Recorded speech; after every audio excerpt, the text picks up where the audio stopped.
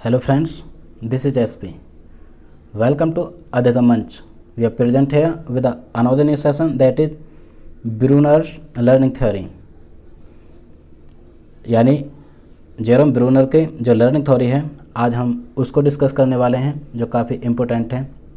इससे क्वेश्चंस पूछे जाते हैं, मैक्सिमम 1 से 2 क्वेश्चन हर बार पूछे जाते हैं। कोई भी टीचिंग एग्ज़ाम हो, चाहे CTET हो, UP टेट हो, KBS, NBS या फिर हरियाणा टेट, बाकी सभी में इससे 1 से 2 क्वेश्चंस पूछे जाते हैं। तो फ्रेंड्स, आज जो हम डिस्कस करने वाले हैं काफ़ी इंपॉर्टेंट सेशन रहेगा। इस सेशन को यानी कंप्लीट देखना पड़ेगा, तभी आपको समझ में आएगा, बिकॉज जो ब्रूनर लर्निंग थ्योरी है वो काफ़ी इंपॉर्टेंट है। तो फ्रेंड्स स्टार्ट करते हैं, लेट्स बिगिन।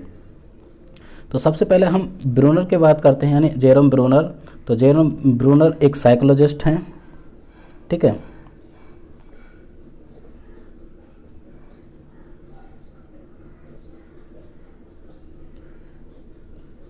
एक मनोवैज्ञानिक, ठीक।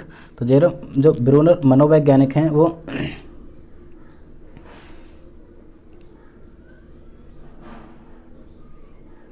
कॉन्स्ट्रक्टिविस्ट हैं, यानी कंस्ट्रक्टिविस्ट संरचनावादी, ठीक।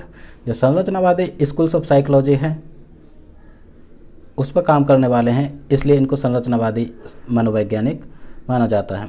तो जेरोम ब्रूनर ने जो लर्निंग थ्योरी दी है, सबसे पहले जो लर्निंग थ्योरी दी है, यानी जो इनकी लर्निंग थ्योरी है, अधिगम से संबंधित जो भी सिद्धांत दिया है उसको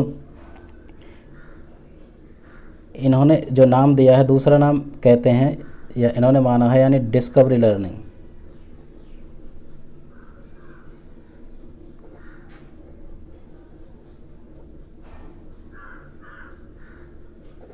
डिस्कवरी लर्निंग मीन्स कि कोई भी बच्चा यदि सीखने को उसे मौका दिया जाए तो उसे डिस्कवरी यानी खोज करने के, एक्सप्लोर करने दे दिया जाए, यानी खुद से बच्चा खोजे, ज्ञान की नॉलेज खुद से करे, ठीक है, तो बच्चा बहुत बेहतरीन तरीके से यानी अच्छी तरह से सीख पाएगा। तो जो ब्रूनर लर्निंग थ्योरी है उसका दूसरा नाम यानी डिस्कवरी लर्निंग कहा जाता है, यानी डिस्कवरी लर्निंग की बात की है। नेक्स्ट पॉइंट हम बात करें तो फ्रेंड्स, यानी इम्पोर्टेंस ऑफ लैंग्वेज।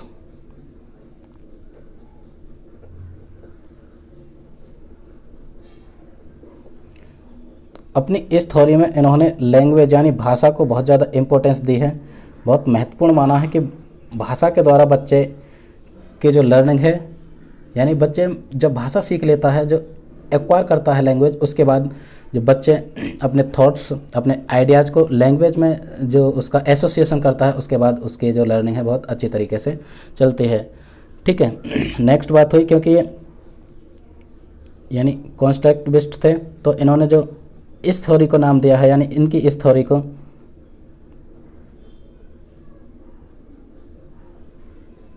कॉन्स्ट्रक्टिविस्ट थ्योरी के नाम से भी जाना जाता है।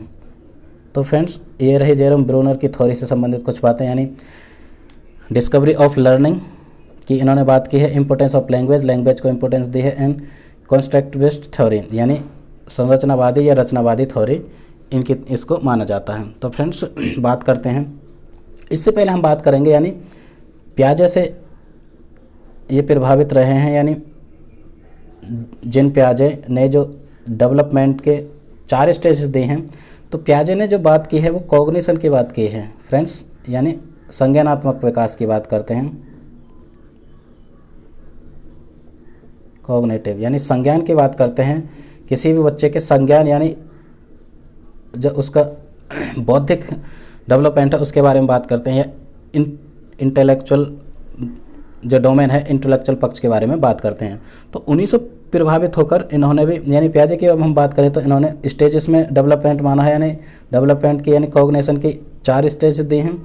यदि हम ब्रूनर की बात करें तो ब्रूनर ने भी इनसे ही प्रभावित होकर, आज हम जेरोम ब्रूनर की बात कर रहे हैं, तो ब्रूनर ने भी इनसे प्रभावित होकर कॉग्निशन पर यानी संज्ञान पर इन्होंने काम किया है, और इन्होंने जो स्टेजेस दी हैं 4 ना देकर 3 स्टेजेस दी हैं।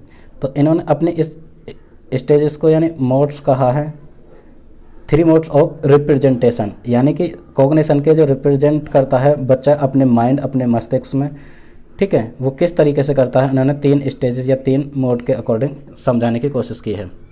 तो इन्होंने जो बात की है यानी इंटेलेक्चुअल डेवलपमेंट की बात की है, इंटेलेक्चुअल मतलब कॉग्निशन यानी बौद्धिक विकास की बात की है। तो इनकी जो 3 स्टेजेस हैं उसके बारे में हम डिस्कस करेंगे 1 बाय 1, जो काफ़ी इंपॉर्टेंट है।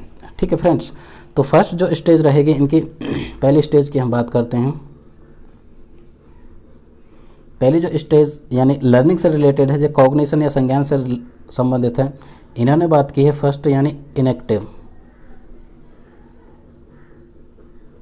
इनेक्टिव रिप्रेजेंटेशन कह सकते हैं हम, या फिर कह सकते हैं इनेक्टिव लर्निंग। तो फ्रेंड्स फर्स्ट जो इन्होंने बात की है यानी इनेक्टिव लर्निंग। इनेक्टिव की जब भी हम बात करते हैं, ये जन्म यानी 0 to 3 ईयर यानी जन्म से लेकर, यहाँ पे 0 का मतलब जन्म से है, जन्म से 3 वर्ष तक की जो अवस्था है उसे इन्होंने इनेक्टिव लर्निंग कहा है। यानी बच्चा इस स्टेज में जो होता है वो जो सीखता है किसके थ्रू सीखता है, यानी एक्शन, अपने एक्शन के थ्रू सीखता है, एक्टिविटी के थ्रू सीखता है, एक्शन यानी मूवमेंट। बच्चे के जो मूवमेंट होते हैं, जो फिजिकल एक्शन होते हैं, उसके थ्रू बच्चा सीखता है। तो बात करें यानी इनेक्टिव जो लर्निंग की बात करते हैं, ये इनेक्टिव लर्निंग यानी एक्शन बेस्ड है। एक्शन मतलब एक्टिविटी बेस्ड है, बच्चा एक्शंस के थ्रू सीखता है। ठीक है, और इस स्टेज की बात करें तो इस स्टेज को यानी कॉन्क्रीट स्टेज माना जाता है।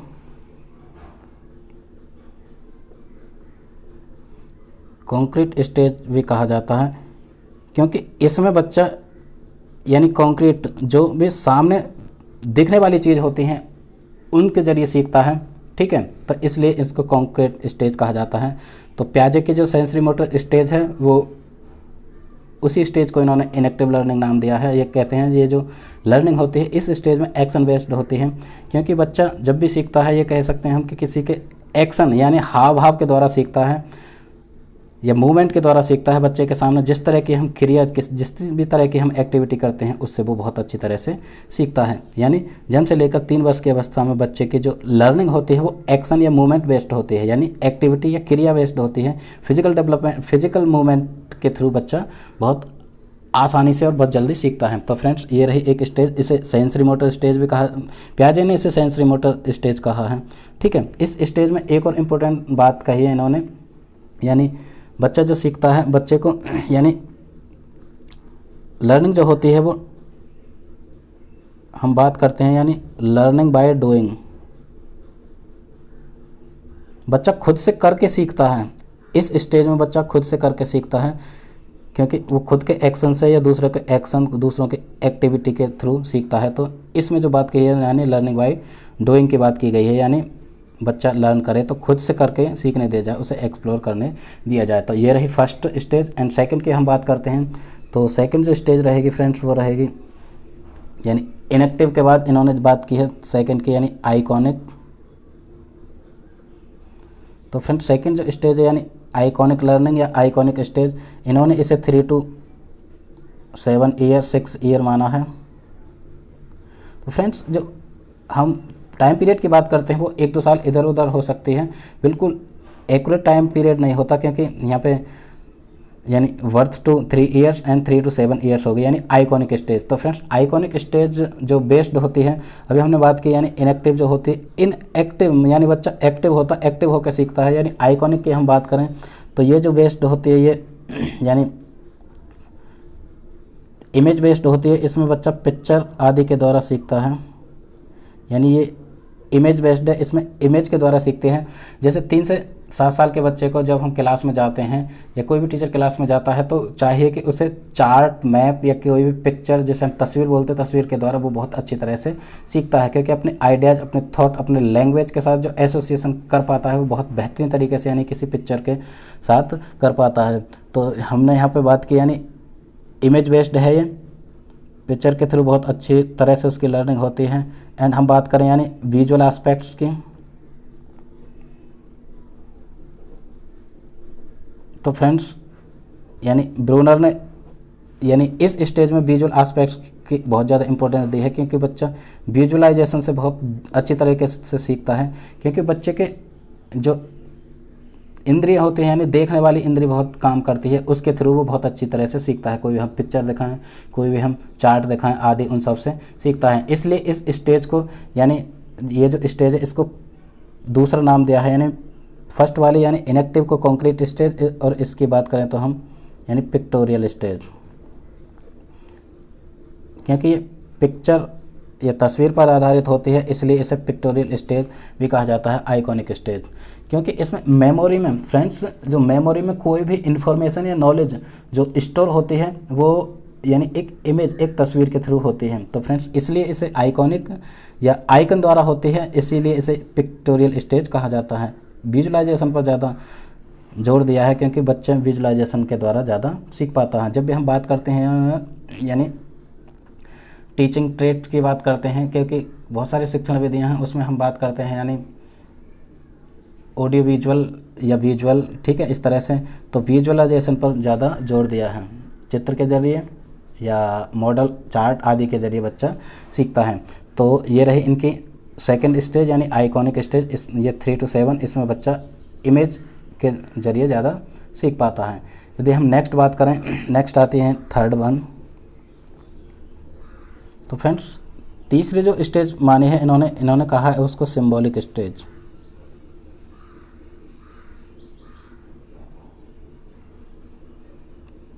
सिंबॉलिक स्टेज, सिंबॉलिक मोड या सिंबॉलिक रिप्रेजेंटेशन। तो जब भी हम सिंबॉलिक रिप्रेजेंटेशन की बात करते हैं, ये 7 या 7 ऑनवर्ड्स, ये 7 से लेकर आगे तक की अवस्था 7, 8, 9 तक की जो एज है उसको इन्होंने सिंबॉलिक स्टेज मानी है। तो ये जो स्टेज है, ये सिंबल्स पर बेस्ड है, यानी सिंबल्स के द्वारा, संकेतों के द्वारा बच्चा बहुत अच्छी तरह से सीखता है। ठीक है, सिंबल्स के द्वारा बहुत अच्छी तरह से सीखता है। और इन्होंने सिंबल और लैंग्वेज को बहुत इम्पोर्टेंस दी है इस स्टेज में, यानी लैंग्वेज के द्वारा, यानी लैंग्वेज जो सिंबल्स होते हैं, यानी बात करें हम जो लैंग्वेज एक्वायर करता है, लैंग्वेज एक्विजिशन करता है, वो थ्रू वर्ड्स। एंड बात करें हम नेक्स्ट, वर्ड्स हो गए। एंड सेकंड की हम बात करें, सेकंड यहाँ पे लिखते हैं यानी थ्रू सिंबल्स। तो बच्चा किसी भी लैंग्वेज यानी वर्ड्स का एसोसिएशन करता है, अपने थॉट, अपने आइडियाज़ का एसोसिएशन करके, मतलब उनका संयोजन करके लैंग्वेज के साथ करता है, सिंबल्स आदि को वो समझ पाता है, इसलिए उसकी जो लर्निंग बहुत अच्छी तरीके से होती है। तो फ्रेंड्स हम यहाँ पे बात करेंगे इस स्टेज को, यानी सिंबॉलिक स्टेज को जो नाम दिया है इन्होंने, दूसरा नाम से भी जाना जाता है, यानी एब्स्ट्रैक्ट लर्निंग की बात करते हैं। ठीक है, एब्स्ट्रैक्ट स्टेज कहा जाता है इसे, क्योंकि इसमें एब्स्ट्रैक्ट जो अमूर्त चिंतन है, अमूर्त चिंतन पर ज़्यादा जोर दिया जाता है। यदि हम बात करें सिंबल्स, तो फ्रेंड्स सिंबल्स के जरिए बच्चा बहुत अच्छी तरह से सीखता है। सिंबल्स की बात करें तो कोई भी जैसे सिंबल्स हो गए, एग्जाम्पल ले लेते हैं हम यहाँ पे, बच्चा सिंबल्स को बहुत अच्छे नंबर्स को सीख पाता है। जैसे कोई भी सिंबल है 2 + 2 = 4, इनकी जो छाप होती है इनको बहुत अच्छी तरह से विजुलाइज करके, ठीक है, अपने माइंड के साथ एसोसिएशन करके बहुत अच्छी तरह से वो समझ पाता है। यदि हम लैंग्वेज की बात करें, तो इस तरह से यानी 2 and 2 are 4, तो इस तरह से वो लैंग्वेज एक्वायर करता है।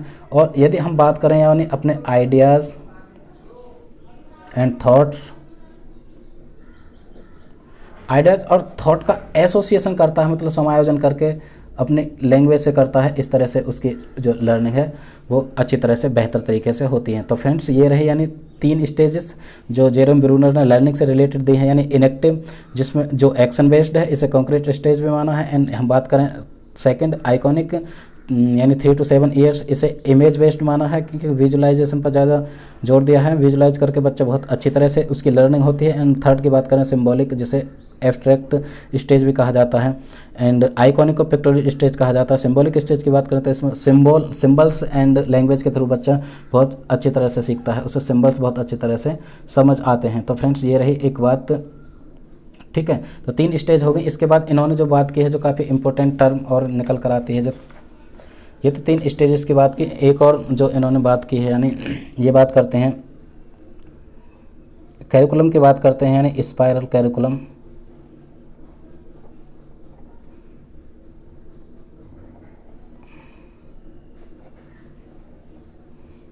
इन्होंने स्पाइरल कैरिकुलम की भी बात की है। स्पाइरल कैरिकुलम, स्पाइरल से ये जो काफ़ी इंपॉर्टेंट टर्म है, इससे कई बार क्वेश्चन पूछे जाते हैं कि ब्रूनर ने स्पाइरल कैरिकुलम से आप क्या समझते हैं। तो ब्रूनर ने स्पाइरल कैरिकुलम, स्पाइरल हम समझते हैं यानी चक्रीय कैरिकुलम जो होना चाहिए बच्चे का पाठ्यक्रम एकदम इस तरह यानी चक्रीय होना चाहिए। तो स्टेजेस ऑफ डेवलपमेंट या theories of develop principles of development में हमने बात की, यानी स्पाइरल वर्सेस लीनियर की जब भी हम बात करते हैं तो यहाँ पे चक्रीय डेवलपमेंट चलता है, लेकिन इन्होंने कैरिकुलम को चक्रीय कहा है। चक्रीय कैरिकुलम यानी स्पाइरल कैरिकुलम का मतलब यहाँ पे इस तरह से है कि किसी भी हम टॉपिक या हमारा कोई भी टॉपिक प्रकरण आदि हम समझाने जा रहे हैं किसी बच्चे को, ठीक है, कोई भी हम सिलेबस समझाने की कोशिश कर रहे हैं बच्चे को, तो हमें सबसे पहले किसी भी एक टॉपिक, कोई एक हमने टॉपिक ले लिया तो उस टॉपिक को हमने स्टेप्स में समझाना है। जो स्टेप्स होने चाहिए सिंपल से कॉम्प्लेक्स होने चाहिए, यानी स्पाइरल वे में एक सिंपल यानी सीधे नहीं होने चाहिए कि पहले हम डिफ़िकल्ट समझा दिया उसके साथ साथ हम किसी भी तरह से समझा दें। तो स्टेप में होना चाहिए, यानी फर्स्ट स्टेप की यदि हम बात करें तो फर्स्ट स्टेप में कोई भी कंसेप्ट क्लियर करना है बच्चे के लिए तो वो सिंपल होना चाहिए, ठीक है। एंड उसके बाद कॉम्प्लेक्स होना चाहिए, कॉम्प्लेक्स कॉन्सेप्ट। तो कुल मिला के जो स्पाइरल कैरिकुलम की बात करते हैं कि किसी भी टॉपिक, किसी भी पाठ्यक्रम को बच्चे को पढ़ाने से पहले या इस तरह से एक पाठ्यक्रम, एक कैरिकुलम बच्चे का एक पाठ्यचर्या इस तरह से तैयार की जानी चाहिए कि बच्चा सबसे पहले उसी एक ही टॉपिक, एक ही कॉन्सेप्ट को समझे, तो उसके उस तरह के कॉन्सेप्ट पहले निकाले जाएं जो सिंपल हों एंड देन फिर कॉम्प्लेक्स हों। तो बच्चे की जो कॉग्निशन है, बच्चे का जो संज्ञान है, बहुत अच्छी तरह से उसे एक्वायर कर पाएगा और बहुत अच्छी तरह से सीख पाएगा। तो यहाँ पे ये जो बात करते हैं यानी ब्रूनर जो बात करते हैं यानी स्पाइरल कैरिकुलम में, यानी सिंपल टू कॉम्प्लेक्स जो एक थ्योरी है उस पर काम करते हैं। Simple to complex, simple to complex means यानी सबसे पहले सिंपल एस्पेक्ट्स किसी भी टॉपिक के किसी बच्चे को संज्ञान में लाने चाहिए, मतलब समझाने चाहिए, एंड देन कॉम्प्लेक्स यानी सिंपल टू कॉम्प्लेक्स चलना चाहिए। तो स्पाइरल कैरिकुलम की ये एक बात ही, सबसे पहले simple concept and then complex. तो इस तरह से स्पाइरल कैरिकुलम की बात की है कि बच्चे को एक जैसी चीज़ ही नहीं बतानी चाहिए। सबसे पहले हम सिंपल बताते जा रहे हैं तो सिंपल ही नहीं कोई भी बतानी चाहिए, क्योंकि उससे बच्चा मतलब उसका जो कॉग्निशन है अच्छी तरह से नहीं हो पाएगा, क्योंकि सिर्फ वो एक ही चीज़ को समझ पाएगा। तो धीरे धीरे सिंपल टू कॉम्प्लेक्स चलना चाहिए। तो ये रही बात स्पाइरल कैरिकुलम जो काफ़ी इंपॉर्टेंट है, इससे क्वेश्चन पूछे जाते हैं। तो ये जेरोम ब्रूनर से संबंधित है फ्रेंड्स, जो लर्निंग के 3 स्टेजेस या 3 मोड्स ऑफ रिप्रेजेंटेशन दिए, उससे अलग ये स्पाइरल कैरिकुलम की बात करते हैं, ठीक है। ये रही एक बात। तो फ्रेंड्स अब जो बात करते हैं इससे पहले, यानी कि जब भी कॉग्निशन की बात आती है friends,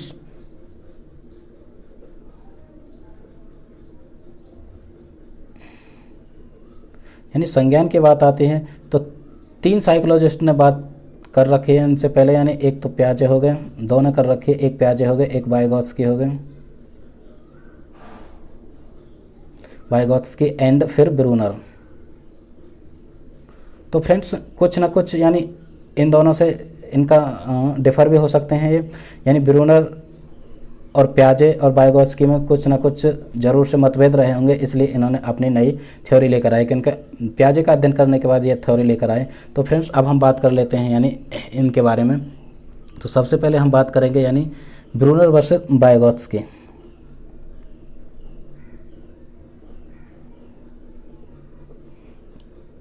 Bruner versus Vygotsky.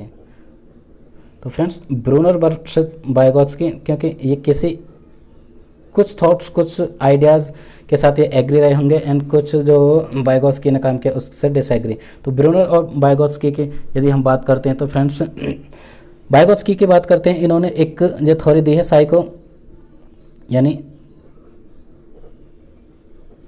Psychosocial साइकोकल्चरल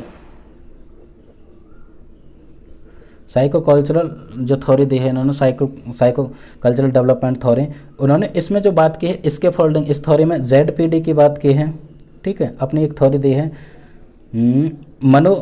मनोसामाजिक या मनोकल्चरल, इस तरह से एक थ्योरी दी है, तो उसमें ZPD की बात की है। ZPD के साथ साथ ये टेम्परेरी हेल्प की बात करते हैं, यानी कि स्कैफोल्डिंग की। तो फ्रेंड्स सबसे पहले जो टर्म दी है या फिर ये कहें कि जो बात की है स्कैफोल्डिंग की, वो वाइगोत्स्की ने की है। वाइगोत्स्की ने सिर्फ बताया है कि इस तरह से हम टेम्परेरी हेल्प देकर बच्चे के हेल्प कर सकते हैं, और जॉन प्रॉक्सिमल जो उसका डेवलपमेंट है एक संभावित क्षेत्र है, यानी उसके विकास का एक ऐसा क्षेत्र है जिसमें वो जा तो सकता है लेकिन उसे टेम्परेरी हेल्प मिल जाए तो वो अच्छा कर सकता है, उसे यानी वाइगोत्स्की ने उसे स्कैफोल्डिंग कहा है। तो फ्रेंड्स जब भी हम ब्रूनर की बात करते हैं तो ब्रूनर ने भी स्कैफोल्डिंग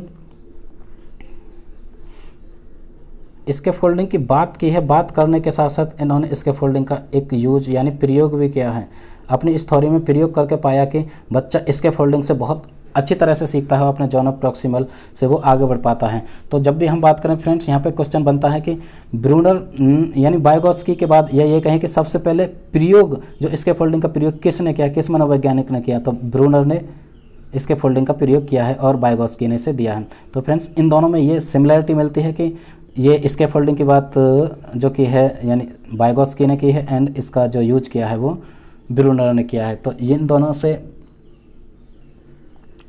हाँ, स्कैफोल्डिंग मतलब एक मचान होता है। स्कैफोल्डिंग फ्रेंड्स ऐसी एक हेल्प होती है जो मोर नॉलेजेबल अदर, किसी बच्चे से ज़्यादा जानने वाला, चाहे वो छोटा हो बड़ा डजेंट मैटर, क्योंकि उसे टेम्परेरी हेल्प दे दे। मान के चलो कोई बच्चा साइकिल सीख रहा है, उसे साइकिल नहीं आ रही, मतलब कुछ हद तक वो सीख रहा है, तो एक दूसरा जैसे साइकिल आती है वो उसे सिखा दे, मतलब कुछ टाइम तक सिखा दे, फिर वो खुद से चला सकता है, तो ये स्कैफोल्डिंग होती है यानी टेम्परेरी हेल्प। तो इसका यूज ब्रूनर ने सर्वप्रथम, यदि हम सर्वप्रथम यानी फर्स्ट बात करें, सर्वप्रथम जो यूज किया है, यूज या प्रयोग किया है सर्वप्रथम ब्रूनर ने किया है, और बात जो की है यानी वाइगोत्स्की ने की है। तो फ्रेंड्स ये रही एक बात यानी ब्रूनर वर्सेस वाइगोत्स्की। अब हम बात करते हैं नेक्स्ट, यानी फ्रेंड्स ब्रूनर वर्सेस वाइगोत्स्की के बाद हम बात करते हैं यानी ब्रूनर वर्सेस प्याजे। तो फ्रेंड्स प्याजे ने भी कॉग्निशन की बात की है, यानी डेवलपमेंटल स्टेजेस दिए हैं इन्होंने 4। तो यहाँ पे जो बात करते हैं तो फ्रेंड्स सबसे पहले हम बात करते हैं यानी ये ब्रूनर एंड प्याजे, यानी प्याजे एंड ब्रूनर दो चीज़ों में एग्री होते हैं, उसके बारे में हम बात करते हैं। उसके बाद डिफर भी हैं, मतलब इनके सिमिलरिटी ना मिलकर डिसिमिलर भी चीज़ मिलती हैं। तो सबसे पहले ये जो ब्रूनर एंड प्याजे दोनों एक बात पर सहमत हैं, दोनों एक बात पर सहमत होने के बाद बात करते हैं कि एक्टिव लर्निंग, ये एक्टिव लर्निंग की बात करते हैं कि बच्चे को एक्टिव छोड़ दिया जाए, बच्चा जो लर्निंग करेगा वो खुद से कर लेगा। बच्चे के एक्टिवनेस यानी लर्निंग बाय डूइंग पर ये जोर देते हैं, और ये कहते हैं कि बच्चा खुद से ज्ञान का निर्माण करता है, यानी ज्ञान का निर्माण बच्चा खुद करता है।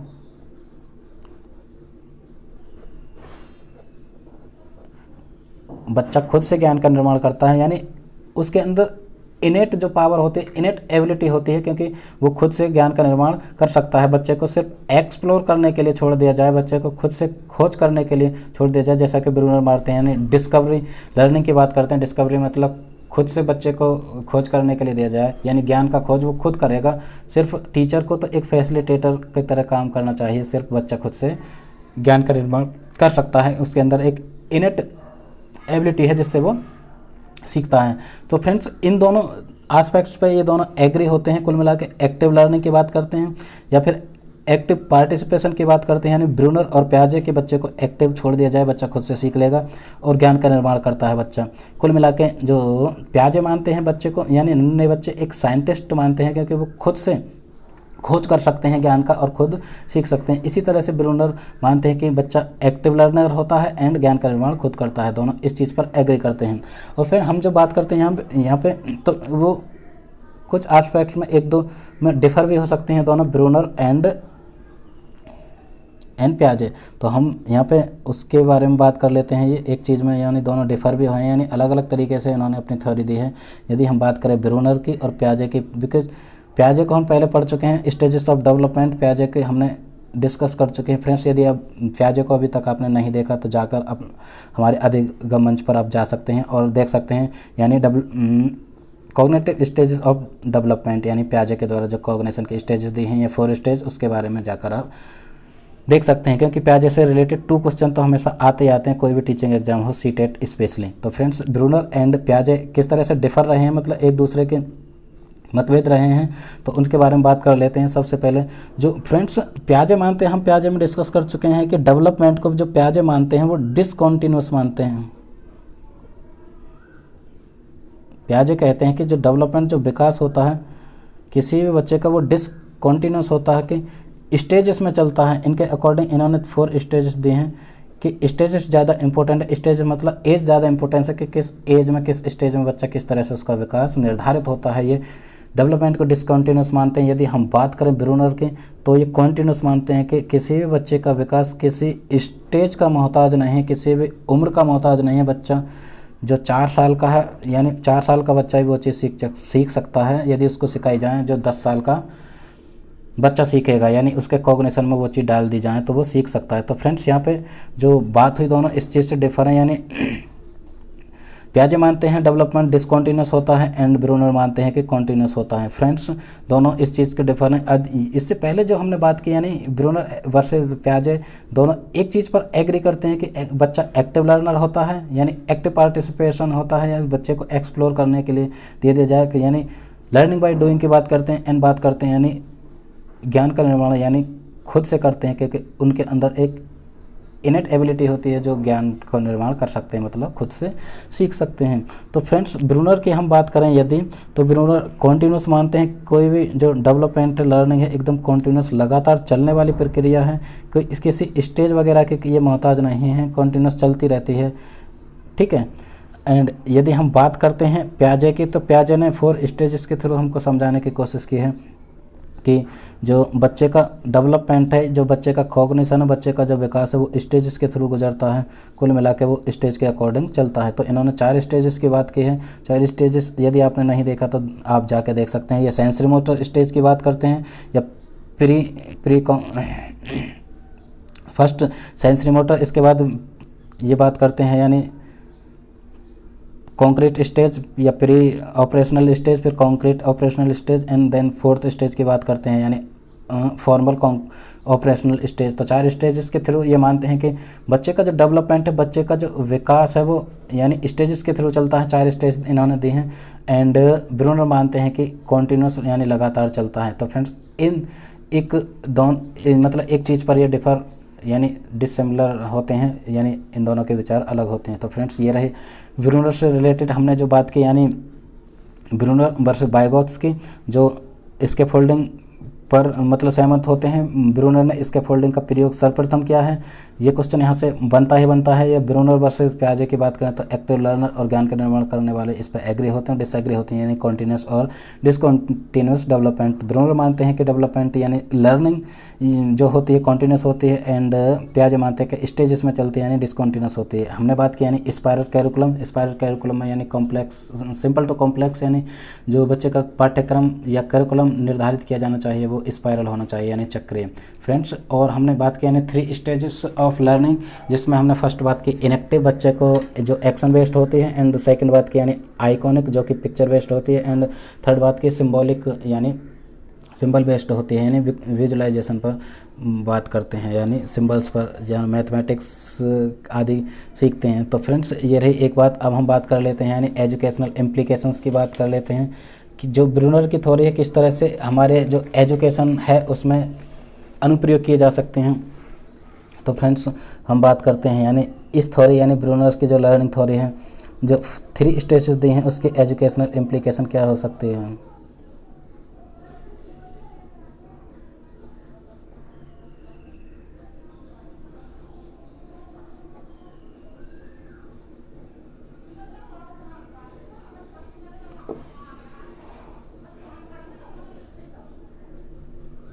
तो फ्रेंड्स यानी शैक्षिक अनुप्रयोग, शैक्षिक इम्पोर्टेंस क्या हो सकती है। तो फ्रेंड्स शैक्षिक इम्प्लीकेशंस की हम यदि बात करते हैं तो सबसे पहले यानी जेरोम ब्रूनर मानते हैं कि इन्होंने जो लर्निंग को डिस्कवरी लर्निंग कहा है, यानी बच्चे को डिस्कवर करने के लिए छोड़ दिया जाए। बच्चा खुद से खोजपूर्ण, उसका कॉग्निशन, उसके संज्ञान में खोजपूर्ण जो एस्पेक्ट होता है वो होता है, बच्चा खुद से ज्ञान का निर्माण करता है। तो कुल मिला के हम अपने जो एजुकेशन सिस्टम यानी क्लास में कोई भी टीचर जाते हैं, यदि आप फ्यूचर में टीचर बनने वाले हो तो आपको चाहिए कि इस तरह से आप ब्रूनर की थ्योरी को इम्प्लीमेंट कर सकते हैं कि डिस्कवर लर्निंग की ये बात करते तो बच्चे को बच्चे को खोज करने के लिए छोड़ देना चाहिए, बच्चा खुद से सीख सकता है। एंड ये बात करते हैं यानी कंस्ट्रक्टिविज्म की ये बात करते हैं, यानी कंस्ट्रक्टिविस्ट थ्योरी की बात करते हैं, तो बच्चे खुद से सृजन कर सकते हैं, यानी ज्ञान का खुद से सृजन करते हैं क्योंकि उनके अंदर एक इनेट एबिलिटी होती है। तो बच्चे को खुद से ज्ञान का निर्माण करने के लिए छोड़ देना चाहिए, यानी लर्निंग बाय डूइंग के लिए छोड़ देना चाहिए। एंड इम्पोर्टेंस ऑफ लर्निंग, यानी इन्होंने इम्पोर्टेंस ऑफ लैंग्वेज,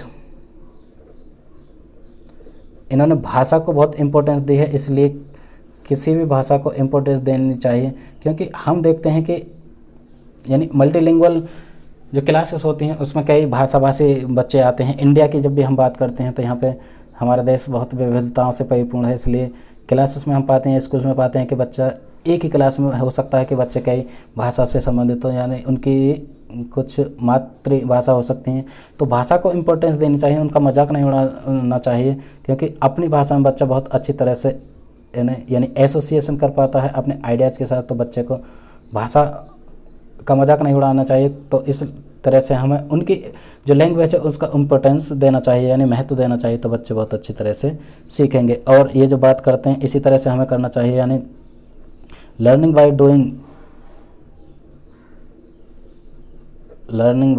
डूइंग को इन्होंने फॉलो किया है।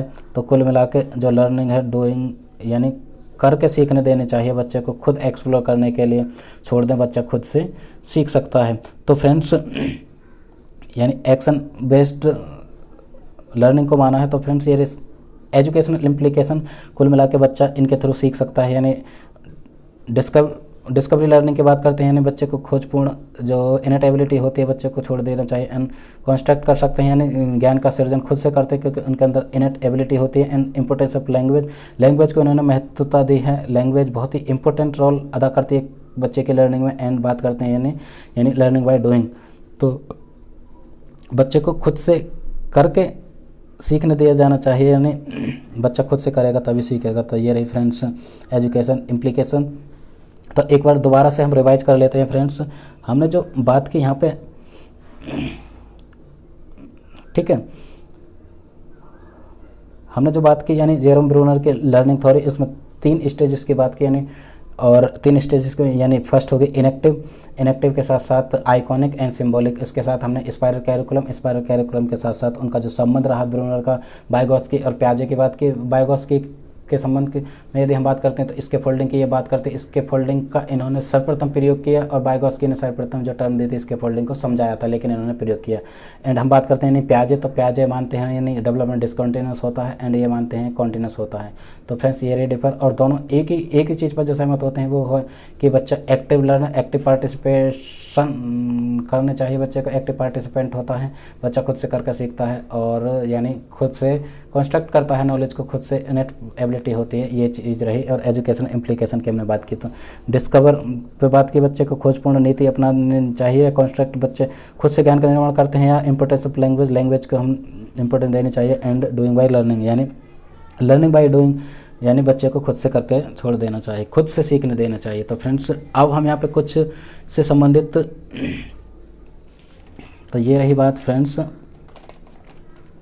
तो जेरोम ब्रूनर के लर्निंग थ्योरी ऐसे आशा करता हूँ आपको अच्छी लगी हो, पसंद आई हो और बिल्कुल क्लियर हो गई, यानी समझ आई हो, बिल्कुल अच्छी तरह से क्लियर हो गई हो। यदि कोई भी डाउट है तो आप अपने कमेंट्स के थ्रू हमें फीडबैक दे सकते हैं, यानी बता सकते हैं, और हम आगे जब भी डिस्कस करेंगे क्वेश्चन के थ्रू इस चीज़ को और क्लियर करने की कोशिश करेंगे। यदि आपको पसंद आई हो ये सेशन या ये वीडियो, ये सेशन आपको पसंद आए है, ये थ्योरी पसंद आई हो, तो अपने फ्रेंड्स के साथ ज़रूर से ज़रूर शेयर करें, लाइक करें और कमेंट के थ्रू हमें अपना फीडबैक जरूर से दें। Okay friends, thanks for watching, that was SP Singh signing off.